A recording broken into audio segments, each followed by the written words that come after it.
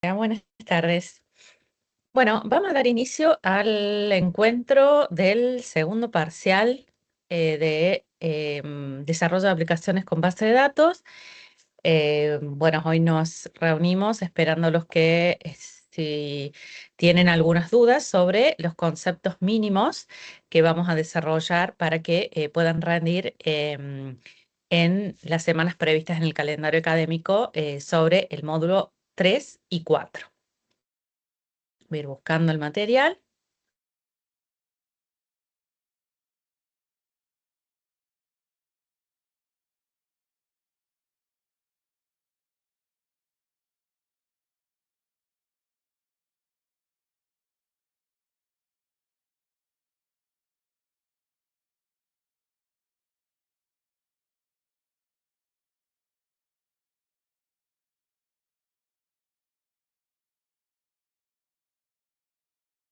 Vamos a ir viendo.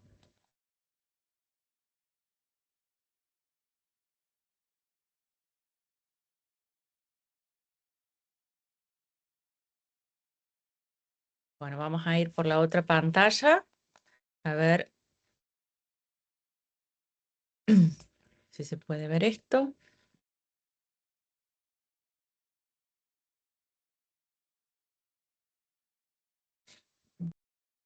A ver.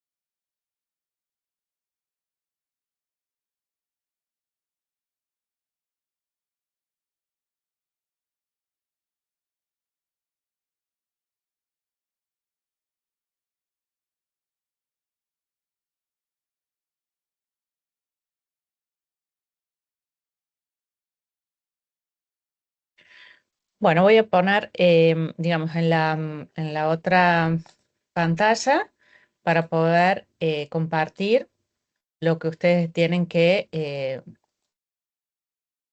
a ver, acá dejar de compartir, ¿qué dice? Dejar de compartir esto. Un segundito y vamos a ir acá. Espero estar viendo, a ver, esto. Interfaz, por ahí no veo todas las interfaces, pero bueno, fíjense que tenemos en el calendario y tenemos en anuncios para que puedan en la semana 10 a 17 van a poder rendir el segundo parcial, ¿sí? Recuerden que deben inscribirse en el portal con 24 horas de anticipación, teniendo en cuenta las mesas disponibles y ver el instructivo que ustedes tienen en la nube para poder realizar los parciales. Ya saben que los parciales tienen contenidos mínimos que están en las lecturas, 20 preguntas y multiple choice o verdadero o falso o preguntas de aciertos relacionadas tanto con las lecturas que tienen en Canvas como con la bibliografía que está recomendada en el programa de la materia. La bibliografía básica que tienen allí es de Fundamentos de Sistemas de Bases de Datos, Rasmes y Navadet. Y bueno, todas las otras bibliografías como sistemas de bases de datos, SQL para principiantes, traten de buscarlas o en el caso que necesiten comunicarse con la biblioteca pueden mandar un mail o ir a ebook 21. Y después tienen la bibliografía ampliatoria. Bien, vamos a ir viendo los contenidos. bueno, ustedes tienen que hacer el último trabajo práctico, que es el número 4. Van a tener el encuentro, creo que es mañana, el encuentro de base de datos, por lo cual lleven dudas y trabajen sobre las consignas del trabajo del último trabajo, que es integrador a todos los demás.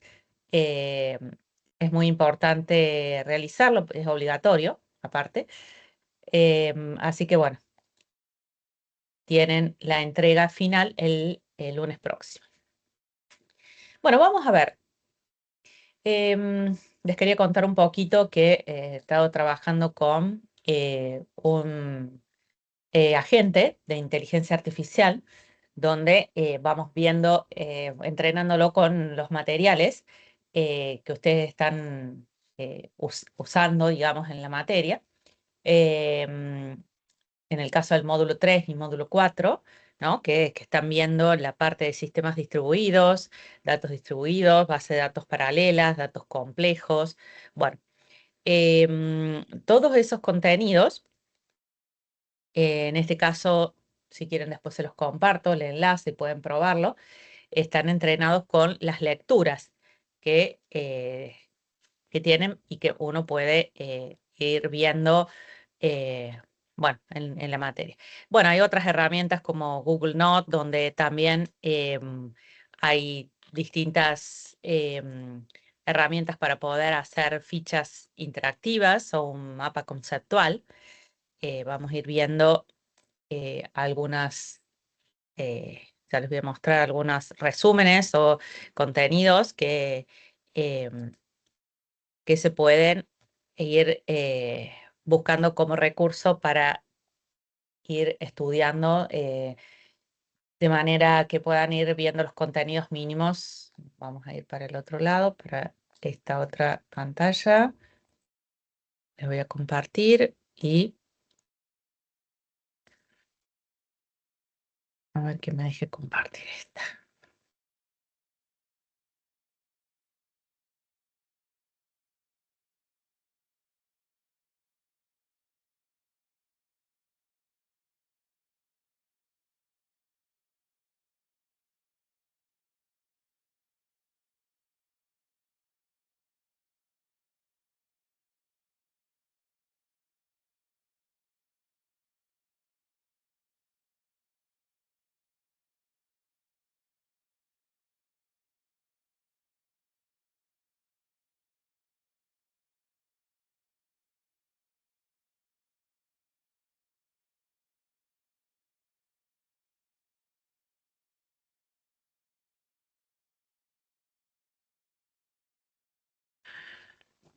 Bueno, vamos a ir viendo un poquito el tema de las tendencias de implementación de los sistemas de bases de datos.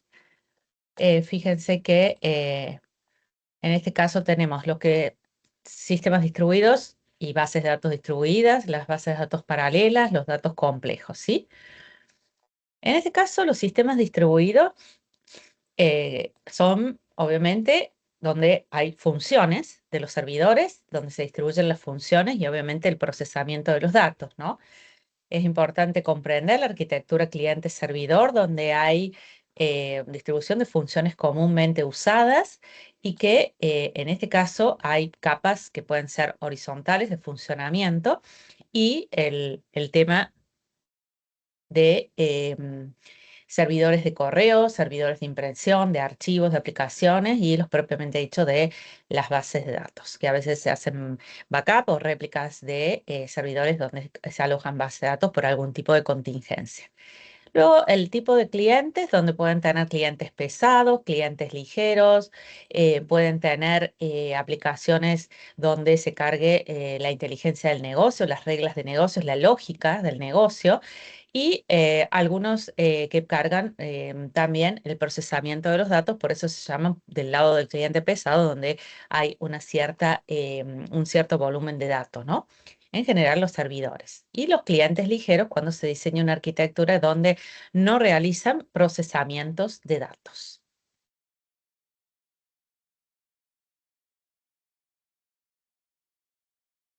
Vamos a ir a otro resumen, donde podemos ver segundito.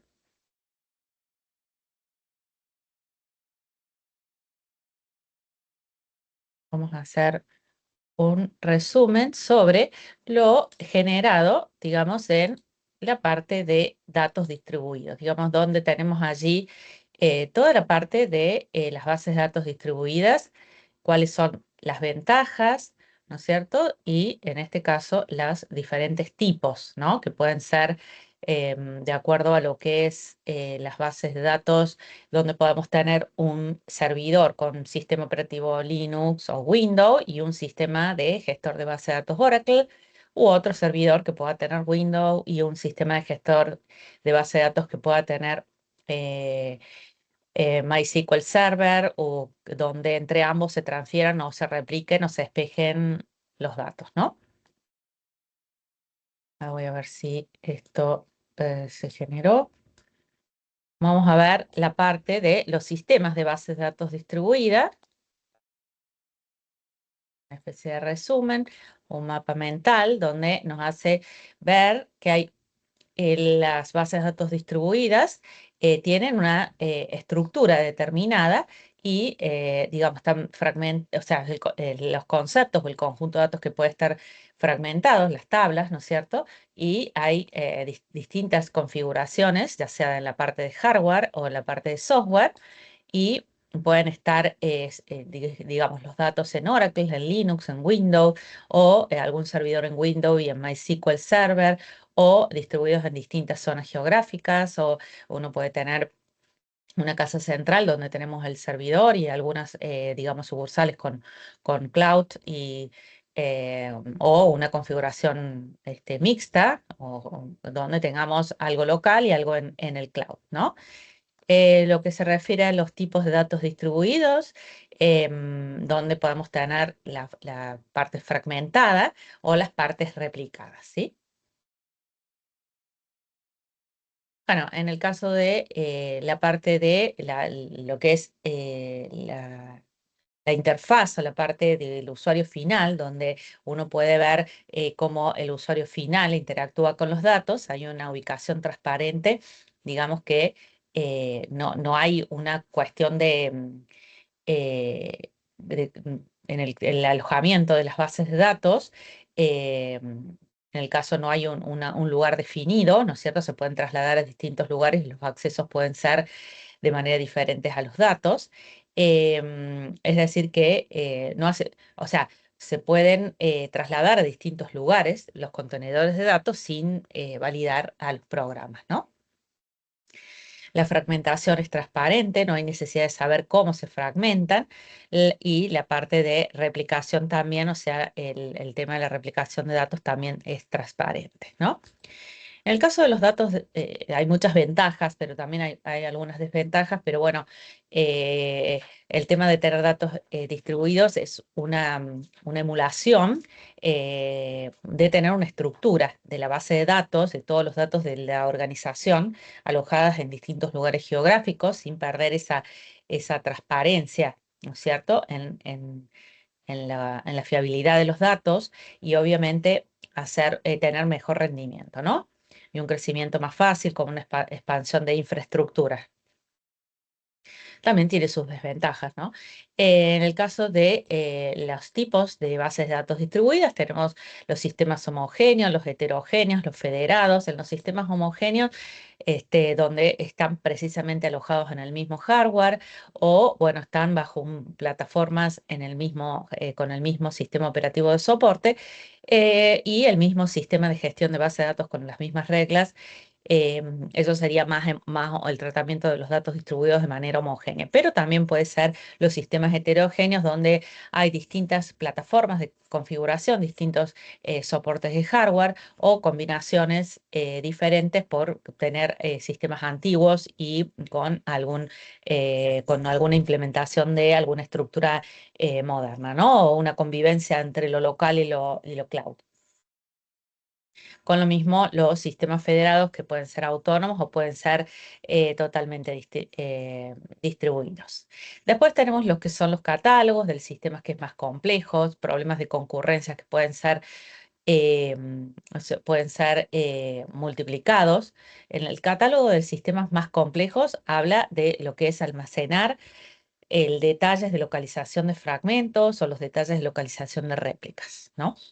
Y después los problemas de concurrencia multiplicados, la optimización de consultas, donde hay una estructura de consultas en red, y los datos y el software que deben distribuirse entre, bueno, en este caso no el software, pero sí los datos que obviamente, bueno, en el caso del servidor, que deben distribuirse eh, hacia los servidores que veíamos en la estructura anteriormente mencionada.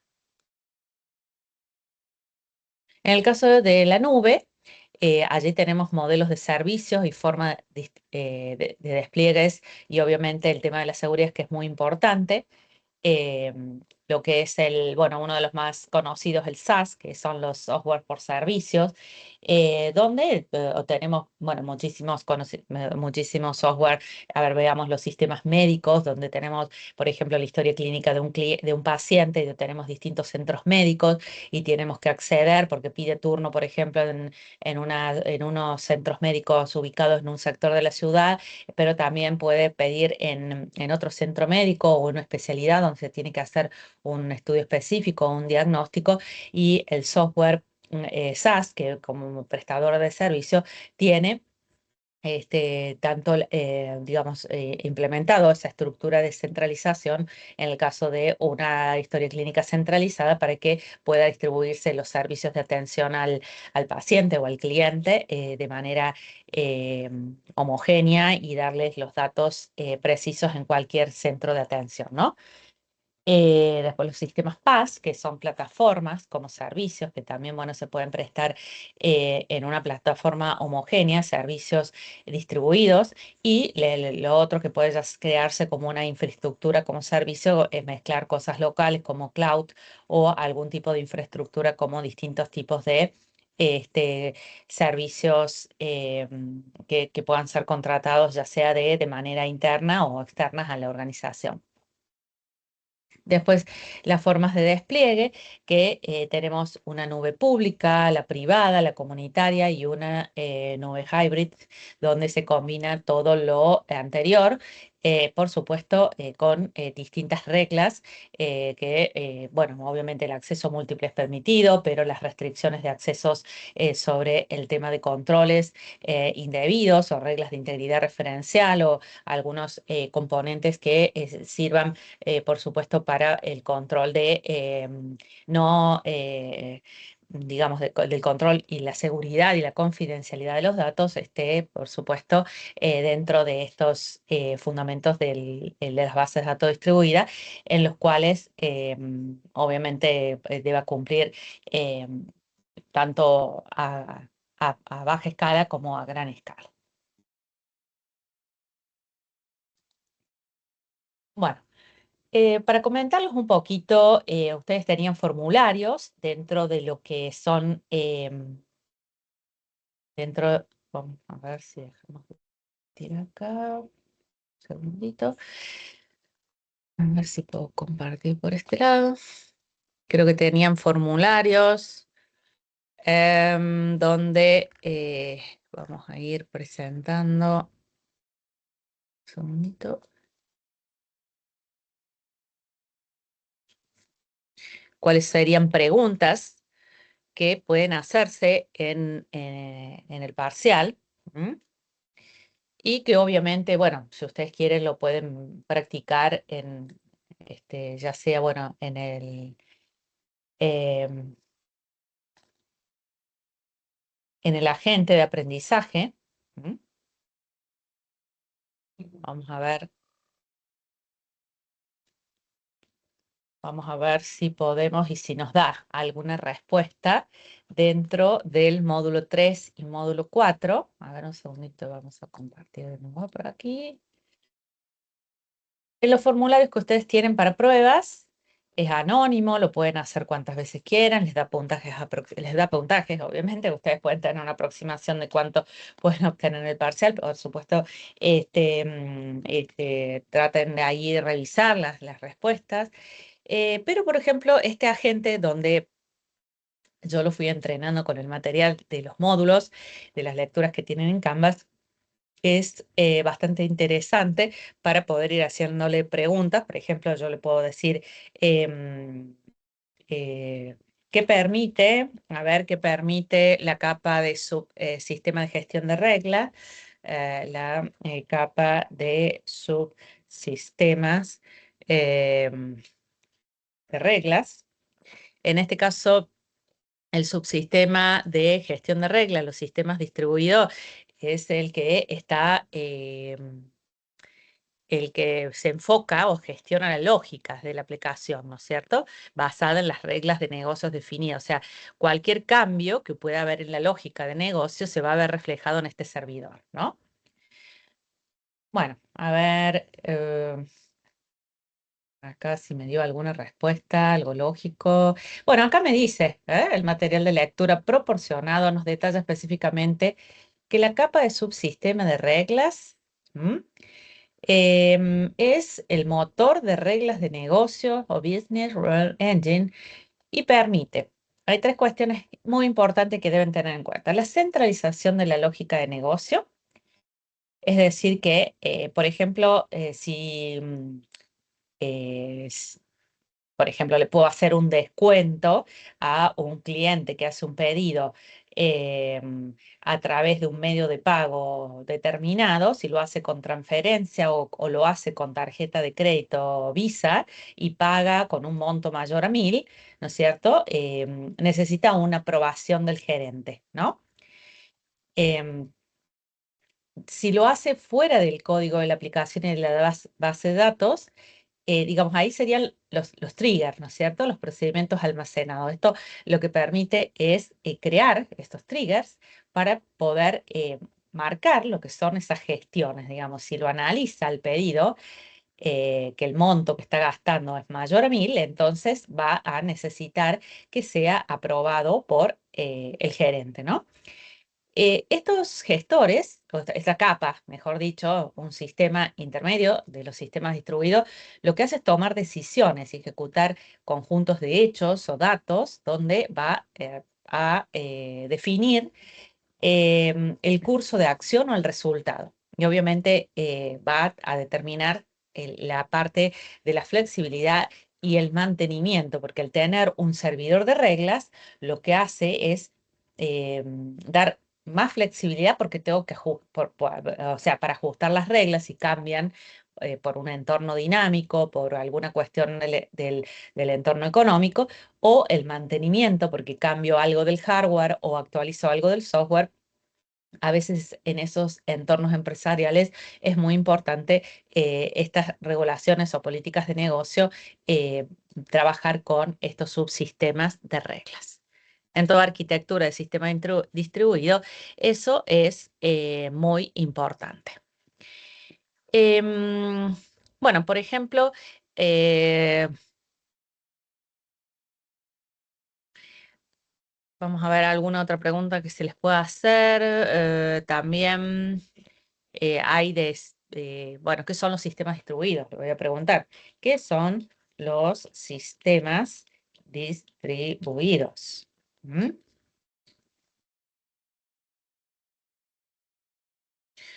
Bueno, ahí vamos a ver un poco que la definición, que son datos que están alojados eh,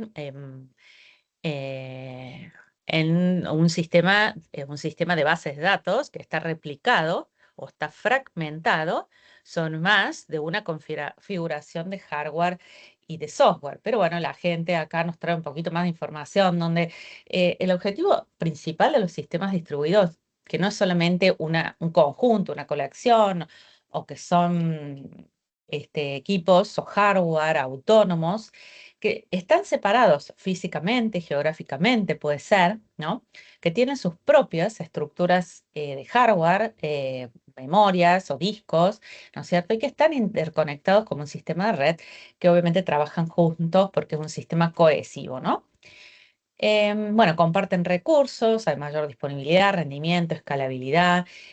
Bueno, y allí obviamente la cuestión es las perspectivas principales en donde se enfoca el sistema distribuido, son las funciones. Es decir, que si yo tengo esto de pensar que el procesamiento distribuido va a implicar dividir esas tareas de procesamiento, tanto la lógica de la aplicación entre diferentes nodos o capas y los datos distribuidos, la base de datos distribuida, que va a implicar almacenar los datos en una única base de datos lógica en múltiples sitios geográficos o configuraciones de hardware y de software.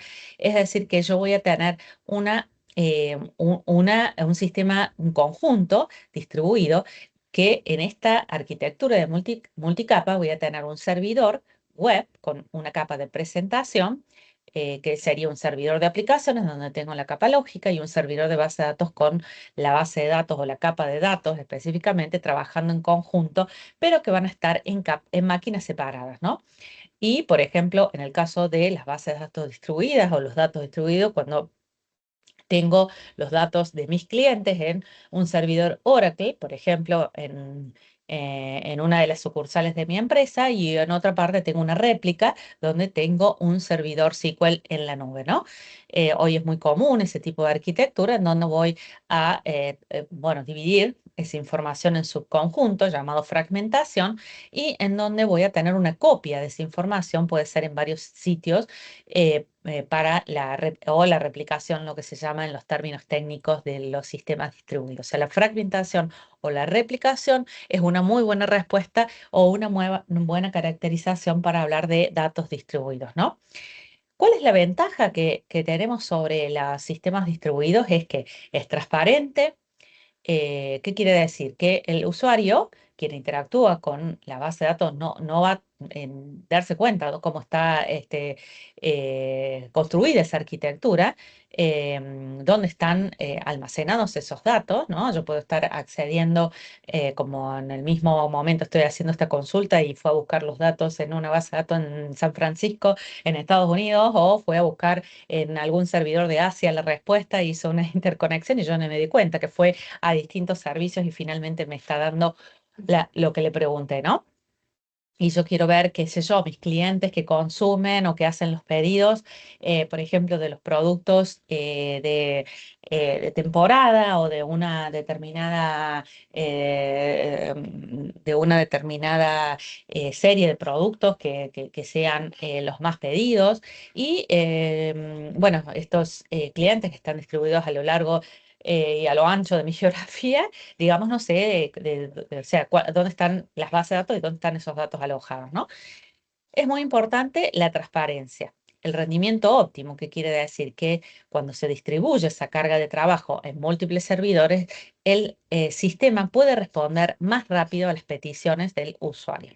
Tengo una alta disponibilidad y una escalabilidad. Algunas de estas ventajas son para cuestionarlas, ¿no? Hace poco hemos tenido distintos fallos en los sistemas de AWS, donde hubo algunas caídas de los servicios y en donde a veces suceden el tema de la seguridad o los ciberataques o algunas cuestiones donde los servicios no están tan disponibles en el momento o algún proveedor de esos servicios intermediarios han tenido algún tipo de falta de disponibilidad, con lo cual, bueno, esos accesos se han visto discontinuados en los servicios. Por lo cual, bueno, es importante, bueno, la ventaja sí la tiene, pero bueno, a veces no todo es maravilloso, ¿no?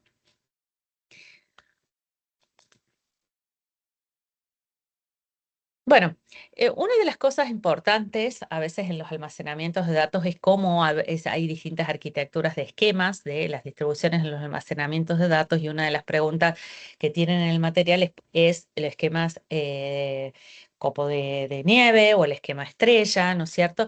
Pero bueno, ¿qué son esos esquemas, no? Por ejemplo, ¿qué es un esquema?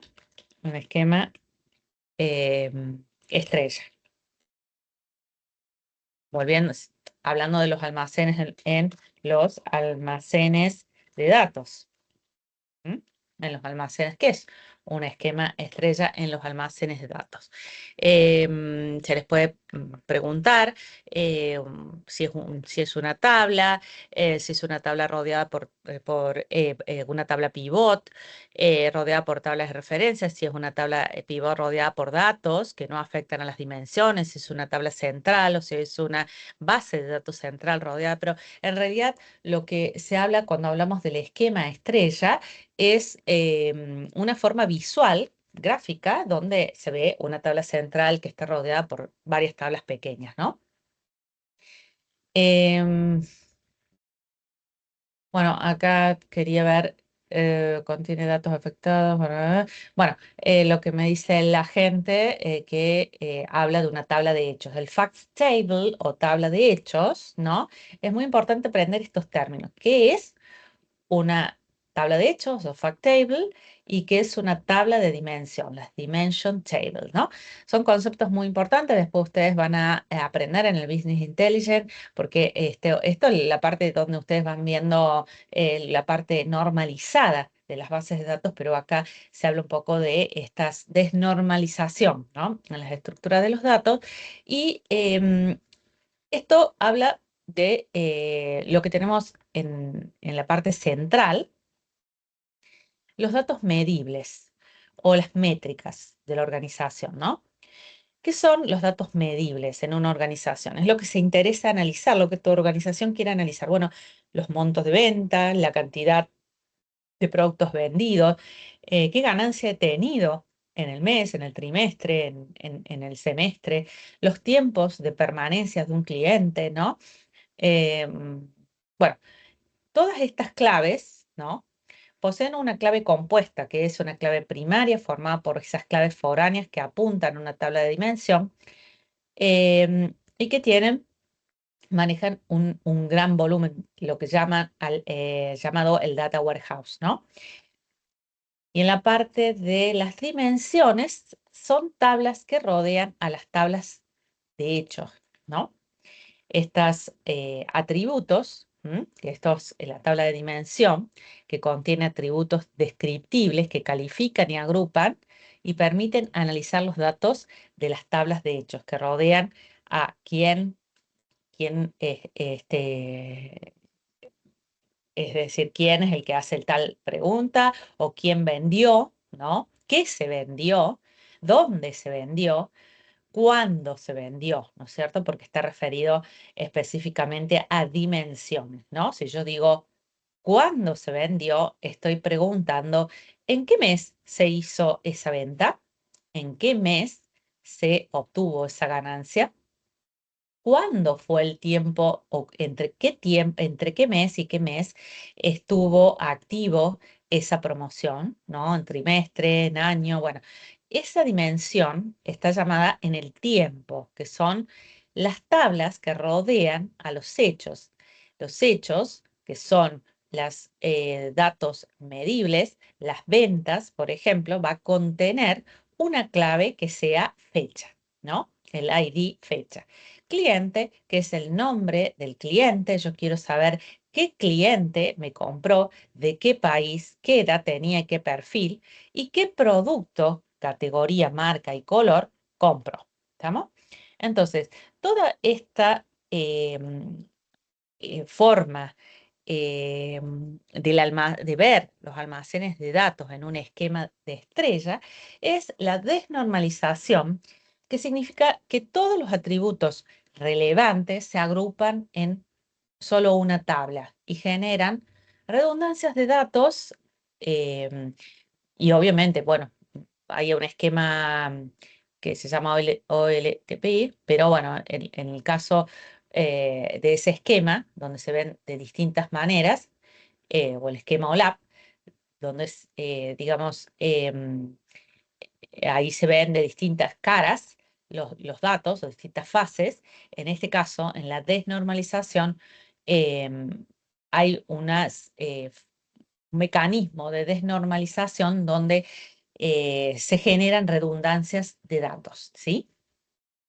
Pero bueno, esta desnormalización, venimos de una regla de la normalización donde la idea era, a través de las reglas de integridad referencial, evitar que se dupliquen los registros y las redundancias de datos, pero bueno, en esta almacenes o en estas formas o en estos esquemas, tratamos de obtener información para obtener, digamos, a través de los distintos o menores números de joins entre las tablas, obtener una información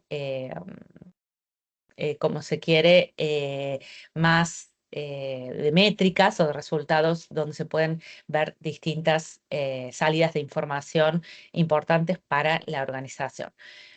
Si uno tuviera que comparar los sistemas transaccionales con un sistema Data Warehouse, en este caso, trabajando bajo un esquema estrella, uno trabaja lo desnormalizado porque tiene dimensiones de los comportamientos de los datos y en el esquema transaccional donde tenemos la parte normalizada, generalmente en void code o en tercera forma normal, y por el otro lado lo que tenemos es la salida de información. Tenemos distintos join o consultas y la lectura de los datos más instantáneas en un data warehouse, a diferencia de un transaccional donde podemos grabar a una velocidad determinada registros y actualizar los registros, cosa que no se dupliquen y se priorice o se, digamos, se resguarde la redundancia de los datos, a diferencia de la parte del Data Warehouse, donde está basado en distintos hechos, ya sea de las ventas, las compras, por así decirlo, los procesos más de mayor comportamiento en una organización, con relación a las dimensiones que en general son básicas, las dimensiones que se plantean en el tiempo, cliente y producto, ¿no? En el caso de la estructura de uno transaccional, donde tenemos básicamente tablas o entidades que están bajo un sistema relacional. Bueno, son conceptos donde se necesita que ustedes amplíen, obtengan ejemplos, se traten de buscar una transferencia en la práctica. Por supuesto que a veces los conceptos teóricos no nos permiten, bueno, trabajar en algunas cuestiones y tenemos que entrar a tener algún dato concreto, ¿no es cierto? Em, si yo tuviera que decir, por ejemplo, yo digo, si me contratan a mí para poder analizar, a ver, en un supermercado, o ustedes como analistas de datos, ¿no es cierto? Para poder utilizar un almacén de datos. em, si yo tuviera que analizar cuáles podrían ser datos estratégicos en el caso de la parte de compra a proveedores en un supermercado, y me dijeran, bueno, eh, ¿qué tengo que analizar? Tengo que analizar las ventas por caja, tengo que analizar las compras a un determinado proveedor, la lista de precios a un proveedor, la lista de productos a comprar que analiza el área de stock porque tiene un stock mínimo, la ubicación de los productos en las góndolas, a ver qué podría determinar en el almacenamiento de datos y qué sería importante como dato estratégico para el área de compra para que analice esos datos. Sería importantísimo determinar, por ejemplo, la lista de productos a comprar que tiene el área de stock, ¿no? El área de stock, cuando llega a un stock determinado, dispara un pedido de reposición de los productos que están sobre un mínimo o que están en un mínimo, que han llegado a un mínimo, y por lo cual esa lista de productos está en un estado crítico, por lo cual hay que hacer un pedido de cotización a los productos, a los proveedores que más convengan o algo, digamos, que nos dé estos como resultados de un procesamiento de datos operativos que me den mayor precisión para determinar con estos modelos de estrellas cuáles serían el análisis que se hace, ¿no? Supongamos que nos han contratado para trabajar en, bueno, volvamos al caso del supermercado, en una nueva, digamos, donde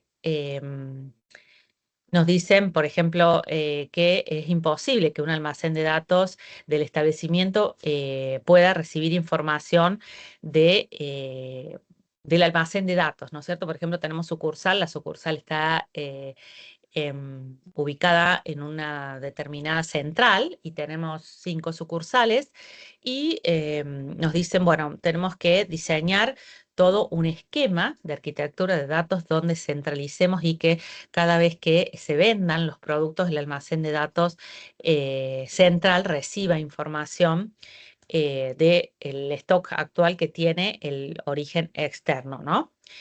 Y en este caso, si nos dicen que no es posible, esto es imposible, nos pueden llegar a decir, no, es imposible que la central nos diga los stocks que tenemos en la central. Eh, no, realmente. De hecho, eh, tiene potencialidad, el sistema distribuido tiene estas ventajas de poseer los almacenes de datos con la posibilidad de interconectarse, por ahí hablamos de tiempo real. Tenemos que tener en cuenta algunos conceptos como la latencia. Por allí tenemos, dependiendo de cómo esté la arquitectura y el hardware, tengamos algunos delays donde necesitemos información exacta, pero bueno, sí es posible tener una arquitectura donde tengamos una conexión a la base de datos central y tener actualizado el stock de productos, así como detalles de cualquier tipo de transacción que esté ubicada o que se haga en una sucursal e impacte en en la casa central, ¿no?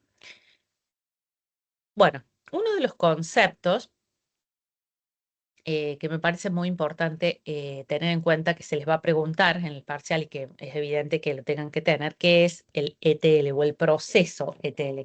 Le voy a preguntar a la gente que si me puede decir qué se entiende o qué es el ETL o extracción, lo vamos a escribir en español, extracción, transformación, la transformación, la transformación y la carga de los almacenes de datos y la carga de almacenes de datos. Y vamos terminando con esto como para darles un ejemplo de cómo va a ser las preguntas que ustedes van a tener y que por supuesto va a ser importante eh, que lean detenidamente, pero este concepto es muy importante y lo tienen que seguir teniendo en cuenta para todo lo que significa eh, el tema de bases de datos, ya sea transaccionales como Data Warehouse, porque toma datos múltiples de fuentes heterogéneas, sistemas transaccionales, archivos planos, bases de datos legadas. Em, bueno, todos estos conceptos que vienen después a lo que ustedes van avanzando es convertirlos en un formato limpio, coherente, estructurado, listos para el análisis del Data Warehouse. Ahora, en el avance de los conceptos en esta materia, ustedes tienen que saber muy bien que acá la primera fase, que es la extracción o extraction, es la identificación y la recuperación de los datos de los sistemas orígenes de las bases de datos cuando hablamos de los sistemas transaccionales, ¿no es cierto? Se conectan las distintas fuentes que pueden venir de archivos de DB2, o archivos de Excel o de SQL o SQL Server o Oracle, donde hay datos relevantes. Bueno, en este caso también pueden venir de sistemas manuales, ¿no? Y esta es una etapa de gran desafío, ¿no?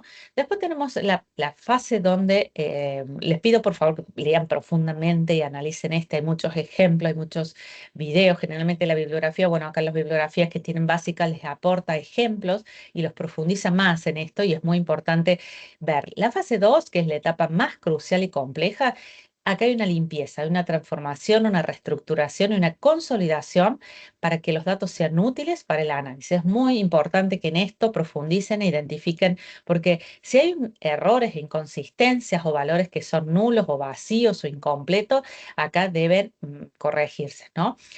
Pues si hay apellidos donde sean o nombres duplicados, fechas erróneas o donde tenemos distintos formatos de fechas, la estandarización, la unificación, las reglas de negocios, donde hay que calcular métricas o hacer, digamos, todo lo que sea la parte de las claves, ¿no? Donde se van a conectar las tablas de hechos con las tablas de dimensiones, el unificar distintos esquemas, si vamos a trabajar con un esquema copo de nieve o un esquema estrella, en general el esquema estrella es uno de los que más versatilidad tiene.